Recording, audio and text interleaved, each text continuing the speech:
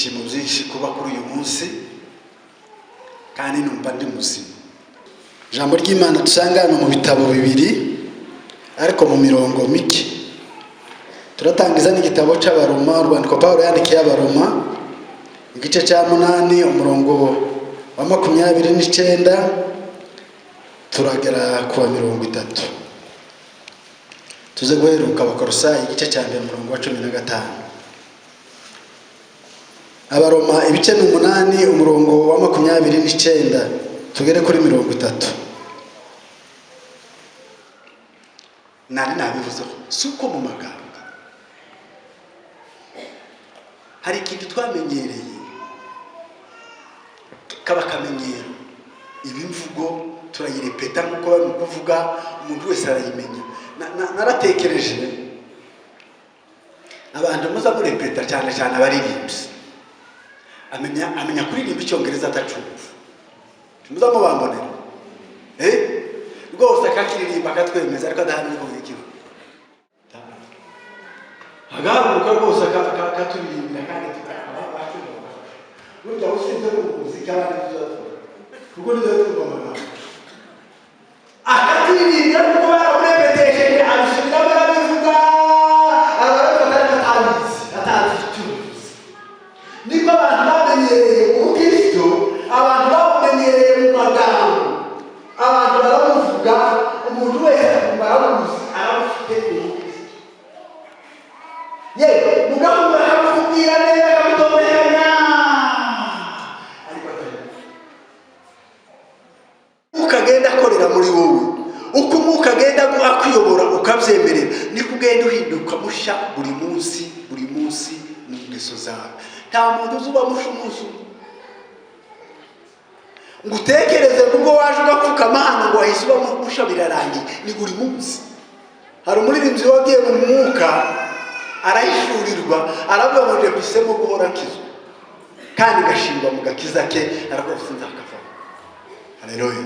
Kuko umwuka w'Imana iyo akugezemo buri gihe uhora ubihishurira amafuti yawe, ukakwereka ibyaha byawe, ukakwereka intege zawe, none ukakwereka kimwe, ejo ukakwereka ikindi, kuzageza umunsi uzava mu mubiri utandukanyijwe n'umubiri tukaguherekeza. N'uwo munsi uzaba urangije umurimo wo kwezwa, ariko buri munsi ni ukwezwa. Kuko buri gihe umwana w'umuntu ni umunyategeke, buri gihe umwana w'umuntu ni umunyabyaha. Ucumura ugenda, ucumura uvuga, habe n'ijisho ryawe riragucumuza. Niyo mpamvu Yesu yavuze ngo ijisho ryawe niri gucumuza ngo uzarikuremo urinogore, ngo ibyiza nuko wazaja mu ijuru ukaja mu bugingo ufite ijisho rimwe. Abakuvuga ngo iryo jisho rizakurana n'ingero n'ubu, nuko yari azi ko buri munsi umuntu agenda ahinduka asura mu ntegeke ugahinduka busha. Niko duhora ariko intego yacu ni imwe, ni ukuzasa na Yesu. Ngizigiye ntekereza aya magambo kandi agoye kumenya umugambi Imana yari ifite mu kurema umuntu. Pawulo yandikira Abakolosayi ababwira amagambo meza cyane.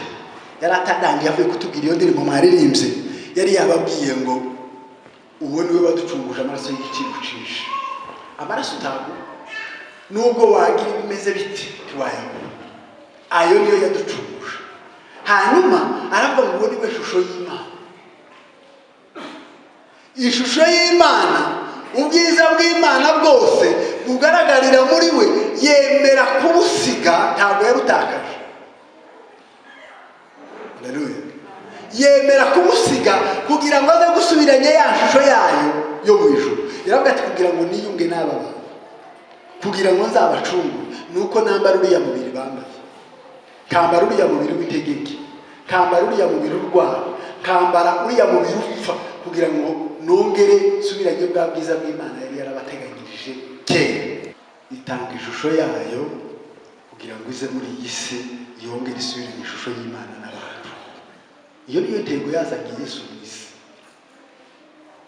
ni ukugira ngo numwizera wongere uzambare bwa bwiza Imana yari yarakugiriye.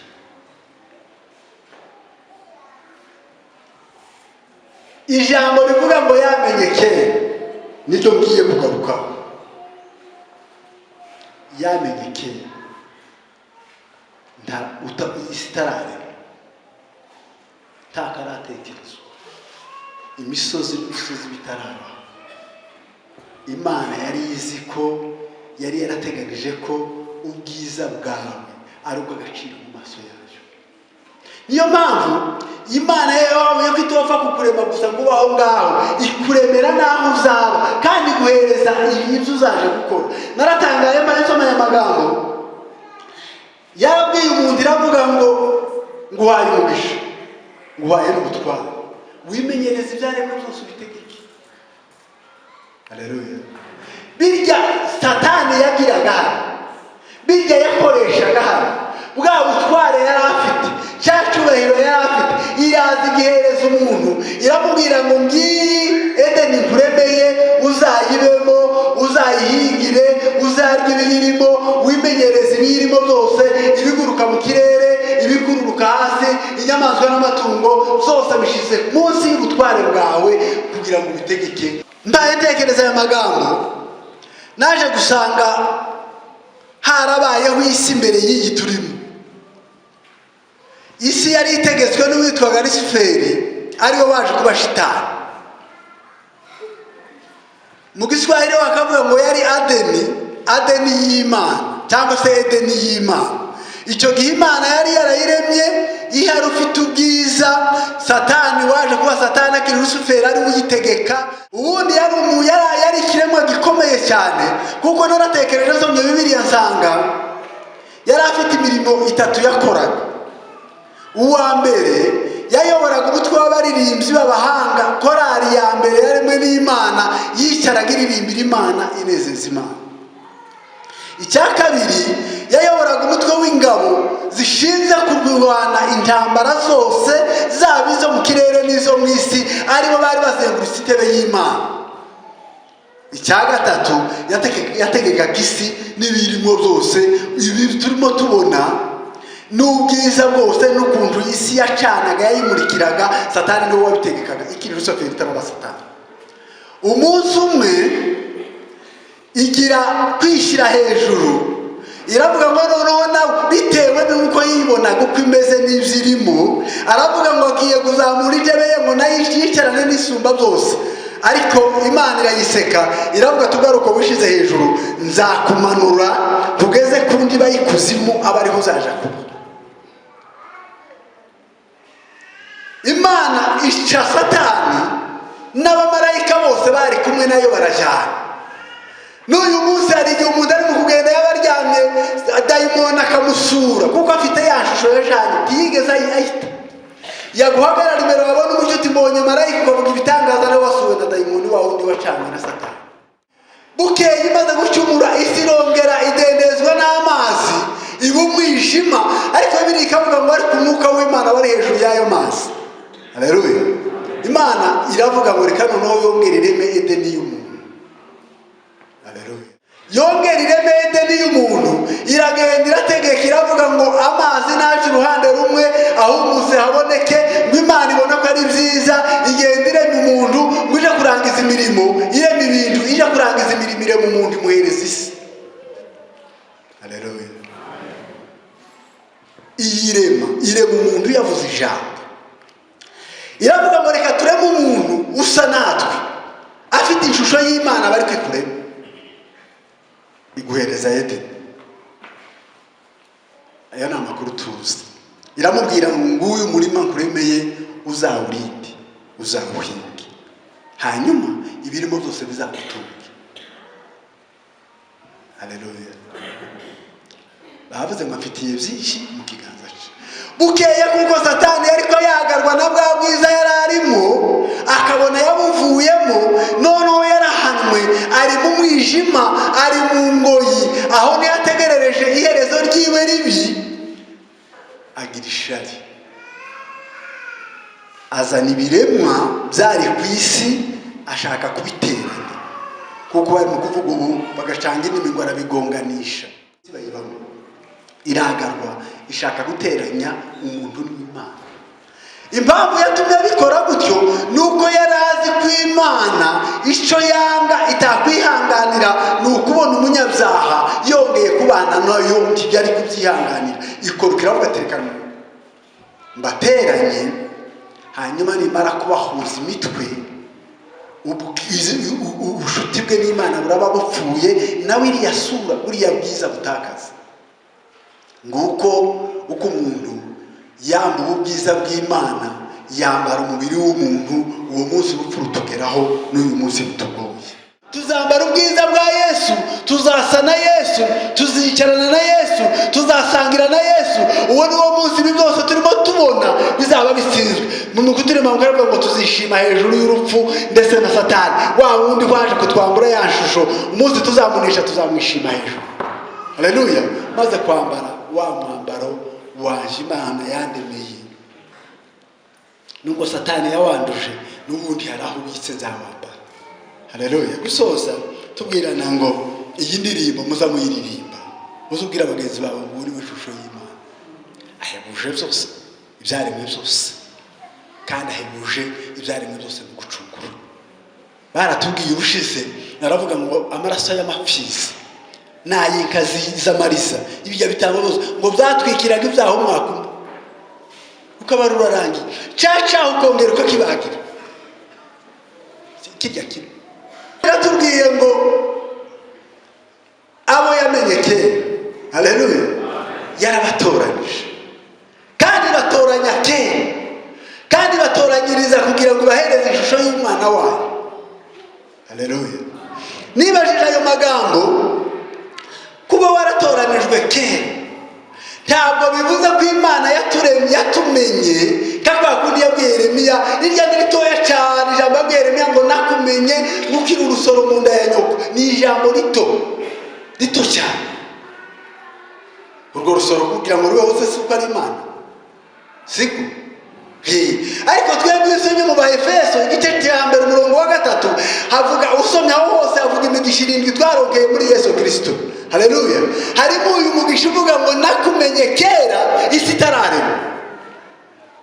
Yesu ashimwe. isi itarabaho, imisozi itarabaho, cyakaratekerezwa, Imana yari ifite mu mugambi wayo, yari ituzi ko ugiye kuzabaho kandi ikabufite bwa bwiza bw'Imana. Yesu ashimwe. yabamenye kera isi itarabaho. ntabwo yatumenye ejo bundi itekereje kohereza Yesu. ntabwo yabimenye, yatumenye Yesu ari ku musaraba ngo wigaruke ngo tumenyekanishije twari turi mu mugambi w'Imana. haleluya. bwiza bwe nashatse kugira ngo tuvuge mu magambo make kandi mu basigaye mutabikengana. iyo usomye ubutumwa bwiza bwanditswe na Yohana igice cya 3 umurongo wa 16 hazavuga ngo kubw'urukundo rw'Imana yatanze umwana wayo w'ikinege kugira ngo numwizera wongere usubirane bwa bwiza bwawe n'Imana. haleluya. ariko Yesu aravuga ngo ntabwo twari twabubona. niko Yohana yanditse mu rwandiko rwe rwa mbere, aravuga ngo bakundwa ngo turi abana b'Imana, twongeye kuba abana b'Imana kubw'urukundo rwa Yesu, kubwarya amaraso bavuye kutubwira yavuye mu rubavu no mu biganza bye. aravuga ngo turi abana b'Imana, bari kuko tuzasanje kurerekana. aravuga ngo icyo uzico nuko umunsi Yesu azahishurwa tuzasa nawe kuko uzamureba ukwasa. haleluya. nguwo munsi tuzongera kwambara bwa bwiza twaremanywe, bwa bundi twari dufite Satani ataraduteranya n'Imana. Yesu yagarutse, aje gusubiranya bwa bwiza kugira ngo ya shusho yacu n'Imana itazatakara ikibagirana. kugira ngo ishusho y'Imana ivugwa ahantu uko natekereje, nawe uraza kubitekereza. nagiye mbishyira mu magambo make ariko ntabona umwanya wo kuvuga yose. kugira ngo iyo shusho y'Imana dusa na Kristo, ni ugusa nawe mu mitekerereze, mu mikorere, mu migendere. uko tubaye niko tugenda turushaho gusa na Kristo. uko niko itorero rizagenda rihinduka rigasa na Kristo, kuko ijambo ry'Imana riratubwira ngo iyo umuntu ari muri Kristo aba bahicyane mugisha, urongera ugahinduka ukabamusha kuko uri muri Kristo Yesu. nta kindi kizakikugira musha usibye umwuka w'Imana. Abantu bahindurwa n'umwuka w'Imana. Umwuka w'Imana akaba ari guhindura kuba musha, kandi aho niho harimo ijambo ryo kwera. Twezwa n'umwuka w'Imana. Umwuka w'Imana ukaguhamya kuko wera, kuko ute ukwemeza gukora ubushake bw'Imana, ukavuga nk'umwana w'Imana, ukagenda nk'umwana w'Imana, ugakora ubushake bw'Imana, hanyuma umwuka ukaguhamya kuko wejejwe. Kwezwa ni igikorwa cy'umwuka. Haleluya.